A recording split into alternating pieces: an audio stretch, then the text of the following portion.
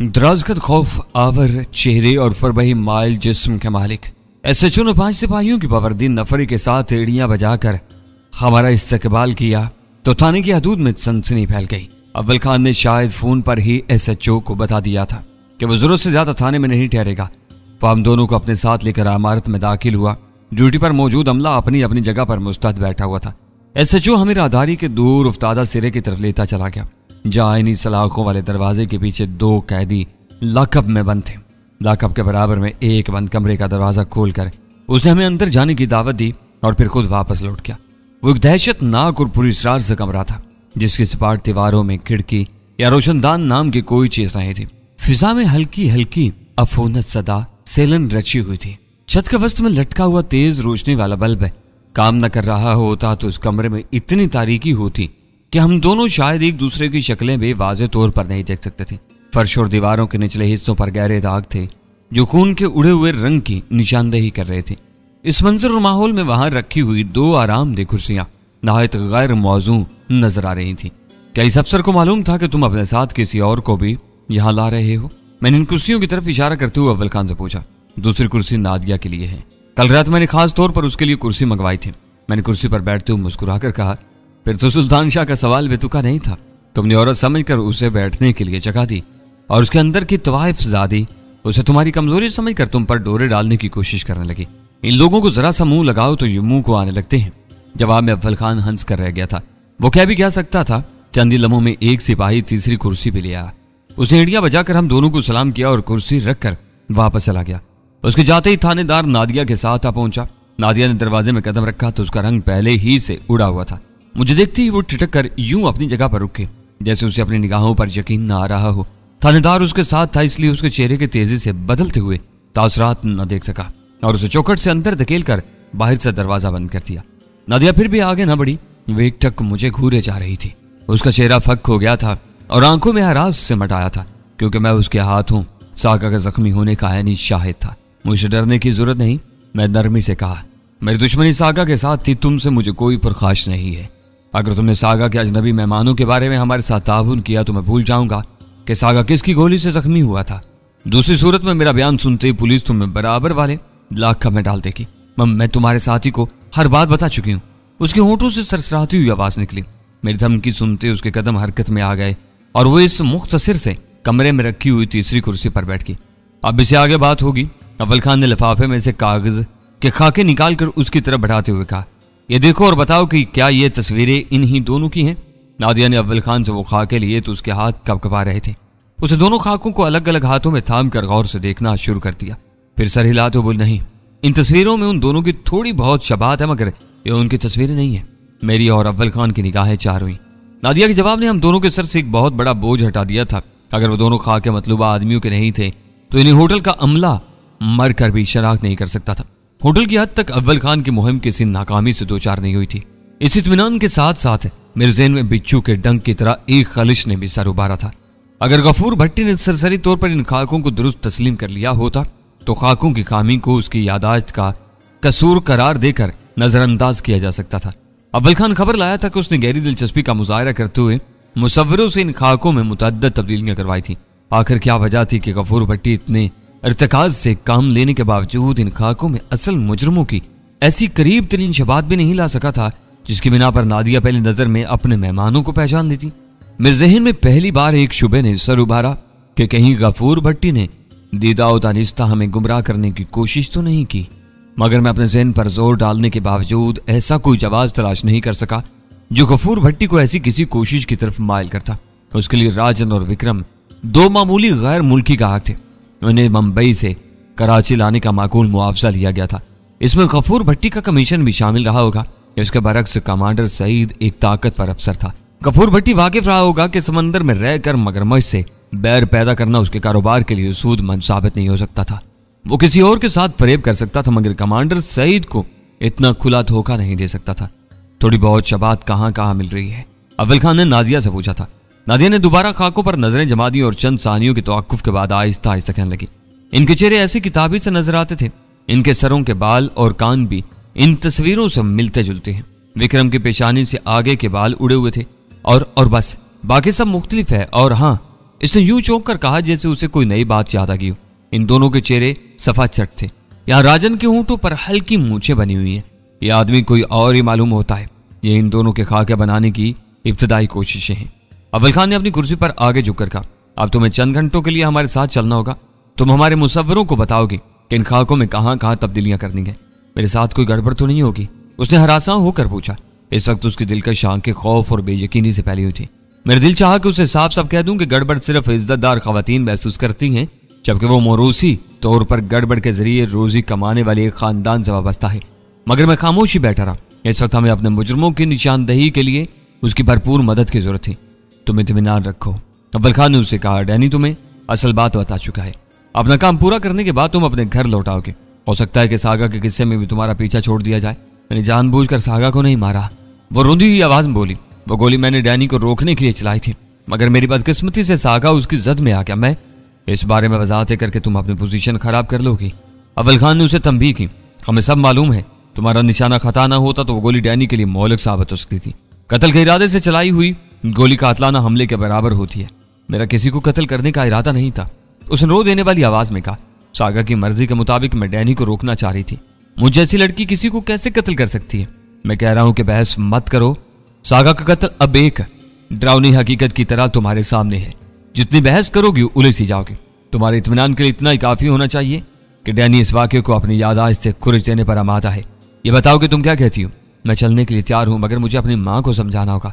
उसने हिचकिचाते हुए कहा, तुम अपनी माँ से या किसी और से भी जिक्र नहीं करोगी कि तुम्हें कहाँ ले जाया गया था। मैं कल रात भी तुम्हें बता चुका हूं कि दोनों मेहमानों के बारे में पूछताछ की खबर फैली तो तुम्हारे सितारे गर्दश में आ जाएंगे। मुझे मालूम है, मैंने कल भी माँ को यही बताया था कि मुझसे सागा के बारे में पूछताछ हुई थी। उसने जल्दी से कहा, इस वक्त भी मैं उसे यही बताऊंगी। तुम मुझसे कुछ बताने का मौका दिए बगैर मुझे ले गए तो वो बाजार में कोहराम मचा देगी। वो थाने ही में है, मैं उसे बात करके वापस आ जाऊंगी। अव्वल खान ने उठकर खामोशी से दरवाजा खोला तो बाहर थानेदार चंद सिपाहियों के साथ मुस्तैदी से मौजूद था। अनवर साहब, नादिया को जरा ही देर के लिए इसकी माँ से मिलवा दो। इस वक्त तक मैं एक फोन करूंगा। अव्वल खान ने उससे कहा, यह कुछ देर के लिए हमारे साथ जाएगी। इसीलिए मैं दीवार की ओर से करख्त चेहरे और सलोने खदोखाल वाली एक अधेड़ उम्र लेडी कांस्टेबल निकल आई। उसने कमरे में आकर नादिया का बाजू पकड़ा और थानेदार के इशारे पर उसे बाहर लेगी। उसके पीछे अव्वल खान अनवर के साथ हो लिया। मैं दोनों खाके लिफाफे में डाल चुका था। मैं भी उनके साथ चल दिया। लेडी कांस्टेबल नादिया को लेकर रास्ते ही में एक कमरे में घुस गई, जहां शायद जमरदबाई अपनी बेटी की वापसी का इंतजार कर रही थी। थानेदार हमें लेकर सीधा अपने दफ्तर की तरफ बढ़ता चला गया। दफ्तर में अव्वल खान को मुतजब्जब पाकर थानेदार फौरन ही मौका की नजाकत भाग गया और अपनी नशिस्त पर जाने के बजाय दरवाजे की तरफ मुड़ते बोला, सर आप फोन कर लें, मैं जरा लड़की को देख कर आता हूँ। उसकी माँ बड़ी ड्रामेबाज औरत है, कहीं वो कोई हंगामा खड़ा न करते। तखलिया होते ही अव्वल खान ने फोन पर एक नंबर मिलाना शुरू कर दिया। मेरे लिए समझना दुश्वार नहीं था कि वो तब्दील शुदा सूरत-ए-हाल पर कमांडर सईद से मशवरा करना चाह रहा था। अव्वल खान ने नादिया को सख्ती से अपनी जुबान बंद रखने की हिदायत दी, मगर इस बाजारी लड़की पर ज्यादा एतबार नहीं कर सकता था।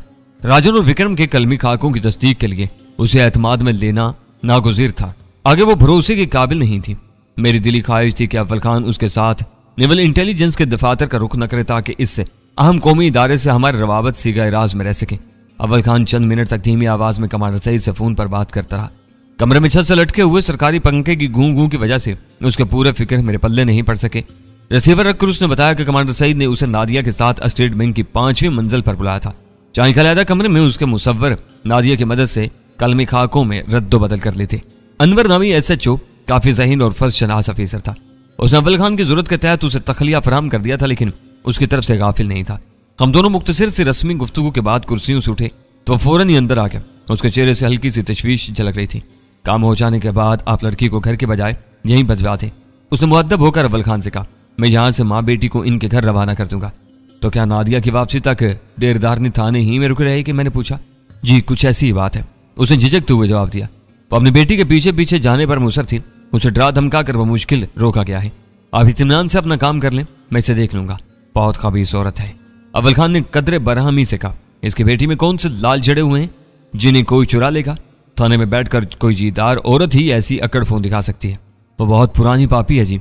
कहती है कि बेटी को पुलिस वालों के पास छोड़कर अकेली वापस गई तो बाजार में बातें बनेगी और इसकी इज्जत किरकिरी हो जाएगी। अनवर ने सर झुकाकर कहा, खूब, इसका मतलब है कि ऐसी औरतों की भी कोई इज्जत होती है। वो यही कहती है जी, ये सब उसका ढोंग है। आप इसकी फिक्र न करें, मैं सब संभाल लूंगा। हम तीनों बाहर आए तो नादिया एक लेडी कांस्टेबल और कई सिपाहियों की माइयत में राहदारी में हमारी मुंतजिर थी। उसके दिल के चेहरे पर खौफ और तशवीश के साए बहुत गहरे हो चुके थे। अनवर ने अपने आदमियों के साथ गाड़ी तक आकर हमें रुखसत किया। नादिया खतरनाक बाजारी लड़की थी। वो सागा की छत के नीचे पिस्तौल या रिवाल्वर से फायर करके गैर इरादी तौर पर उसे जख्मी कर चुकी थी। हिफाजती नुक्ताए नजर से उस पर एतबार नहीं किया जा सकता था। मैंने उसे अव्वल खान के बराबर वाली पैसेंजर सीट पर जगह दे दी और खुद दरवाजा खोलकर अकबे निशिस्त पर विराजमान हो गया। नादिया ने खौफ और दबाव के तहत हमारे साथ चलने का फैसला जरूर कर लिया था, मगर उसके ज़हन में अपनी सलामती के बारे में शकूक व शबहात का लावा पक रहा था, जिसका इजहार वक्फे वक्फे से किए जाने वाले मुख्तसर और मुंतशिर से सवालात से हो रहा था। हम दोनों अपने वाज़ेह हिकमत अमली के तहत उसे दिलासे देते रहे और यूं जब हम मुख्तसर मुसाफत तय करके स्टेट बैंक पहुंचे तो नादिया का एतमाद बड़ी हद तक बहाल हो चुका था। 5वीं मंजिल पर स्टेट बैंक के अहम और आला अफसरान के दफातर वाक़े थे, जिसकी वजह से वहां के माहौल में बोझलपन और पुरस्रारियत के असरात नुमाया थे। हम तीनों कॉन्फ्रेंस रूम के दरवाजे पर पहुंचे तो एक शख्स ने हमें इज्जत और एहतराम से उस वसी कमरे में पड़ी हुई लंबी सी मेज के गिर्द बिठा दिया। उसे उसके अफसर की तरफ से हमारी पेशवाई की हदायत मिल चुकी थी, मगर कमांडर सईद और उसके मुसव्वर इस वक्त तक वहां नहीं पहुंचे थे। इस खुनक और बावकार कमरे में पहुंचकर नादिया बहुत मरऊब नजर आ रही थी। चाय पीने के दौरान उसने मुझसे पूछा, सागा तुमको बहुत बुरे नामों से याद कर रहा था। मैं समझी थी कि तुम भी इसी जैसे लोगों में से होगे, लेकिन अब पता चल रहा है कि तुम CID के कोई अफीसर हो। क्या मेरा यह अंदाजा दुरुस्त है? अपनी तसल्ली के लिए तुम जो चाहो समझ सकती हो, मैंने कहा। हकीकत यह है कि मैं सागा की तरह कोई मुजरिम नहीं बल्कि मुजरिमों का दुश्मन हूँ। सागा से मेरी दुश्मनी का यही सबब था। पुलिस वाले तुमसे इतना डरते हैं तो तुमने सागा के घर में अकेले दाखिल होने का खतरा क्यों मोल लिया था? मेरी तरह उसे भी तुम थाने में बुलवा सकते थे। तुमने ऐसा किया होता तो वह आज भी जिंदा होता। ये बारीकियां तुम्हारी नन्ही सी अकल में नहीं आ सकती। बड़े मुजरिमों को भनक भी मिल जाए कि कोई सरकारी एजेंसी उनकी जात में दिलचस्पी ले रही है तो वो इनका सामना करने के बजाय फौरन ज़ेर जमीन चले जाते हैं। थोड़ी देर में कमांडर सईद अपने दोनों मुसव्वरों के साथ वहां आ पहुंचा। मुझे तारुफ होते वालियाना खुशी का इजहार करते हुए बगल गिर हो गया। अव्वल खान ने नादिया की वजह से उसके तारुफ से उसका ओहदा हज़फ कर दिया था। इसी एहतियात की बिना पर हमारे दरमियान ज्यादा बात नहीं हुई। वजह और दराज कामत। कमांडर सईद ने मेरा हाथ करमजोशी से थामा हुआ था। उसने मुख्तसर ब्रीफिंग के साथ नादिया को अपने मुसव्वरों के हवाले किया और हमें साथ लेकर कॉन्फ्रेंस रूम से बाहर निकल गया। बाहर आते ही उसने मेरी तारीफों के ऐसे पुल बांध दिए कि मुझे नदामत होने लगी। इस बार वो हमें इसी फ्लोर पर एक डायरेक्टर के मुकल्लिफ और आरास्ता दफ्तर में ले गया। इस डायरेक्टर से अपनी गहरे मरासम की बिना पर ही उसने स्टेट बैंक की इमारत को अपने एक सरकारी जरूरत के लिए इस्तेमाल करने का एहतमाम किया था। वहां बैठते कमांडर सईद ने हम दोनों को अपने दोस्त से मुतारफ करवाया और फिर तहय्युर ज़दा अंदाज में यूं गुफ्तगू छेड़ दी जैसे मैं माजी में मुहय्युरुल अकूल कारनामे अंजाम देता रहा हूं। वो बैरी फौज के एक ऐसे शोबे में जिम्मेदार ऑफिसर था जो गर्दोपेश में रूनुमा होने वाली हर तब्दीली पर निगाह रखने का फर्ज अंजाम देता है। अपनी इन पेशा वराना सरगर्मियों के बिना पर वो अंदर की ऐसी बातों से भी बाखबर था जो कभी भी मंजरे आम पर नहीं आ सकी थी और इन्हें पूरी राजदारी से दबा दिया गया था। रासलमैंडा के इबरतनाक अंजाम पर उसे बेहद खुशी थी। उसकी राय थी कि रासलमैंडा ने जिस मकारी से अपनी जात को राडनियार के सफारती रूप में छुपा रखा था, इसके पेश नजर उसके खिलाफ कोई मुअस्सर बाज़ाब्ता कार्रवाई नहीं की जा सकती थी। इसकी कहानी का बेहतरीन अंजाम वही हो सकता था जो हुआ था। वो एक जिम्मेदार फौजी अफसर था और इस वक्त तखलिये के बजाय अपने एक दोस्त के दफ्तर में मौजूद था। इस वजह से उसने एक अमेरिकन बहरी जहाज के अरशे से परवाज करके आने वाले हेलीकॉप्टर की तबाही का कोई गैर मोहतात तबसरा नहीं किया। वो एक एहसास बैनुल-अक़वामी मामला था जिस पर सरकारी मुआक्कफ से हटकर एक लफ्ज भी बोलना खतरनाक साबित हो सकता था। बैंक का अफीसर ने जाहिरी तौर पर हमारी गुफ्तगू के बारे में किसी तजस्सुस का मुजाहरा नहीं किया। वो अपने सामने रखी हुई फाइलों के मुताले में मुनहमिक हो चुका था। वैसे भी यह जाहिर था कि वो भरोसे के काबिल न होता तो कमांडर सईद इस अहम मुलाकात के लिए इसका दफ्तर हरगिज इस्तेमाल न करता। हमें वहां बैठे थोड़ी ही देर हुई थी कि अर्दली ने अंदर आकर इतला दी कि कमांडर सईद के आदमी इससे मिलना चाह रहे थे। मेरे कान खड़े हो गए। शायद कॉन्फ्रेंस रूम में कोई नया मसला खड़ा हो गया था। अर्दली ने वो पैगाम अपने अफसर से मुखातब होकर दिया था। उसने इस्तफसार तलब नजरों से अव्वल खान की तरफ देखा तो उसने अर्दली से कहा, इनमें से एक को मेरे पास ले आओ, दूसरा वहीं लड़की के पास रहेगा।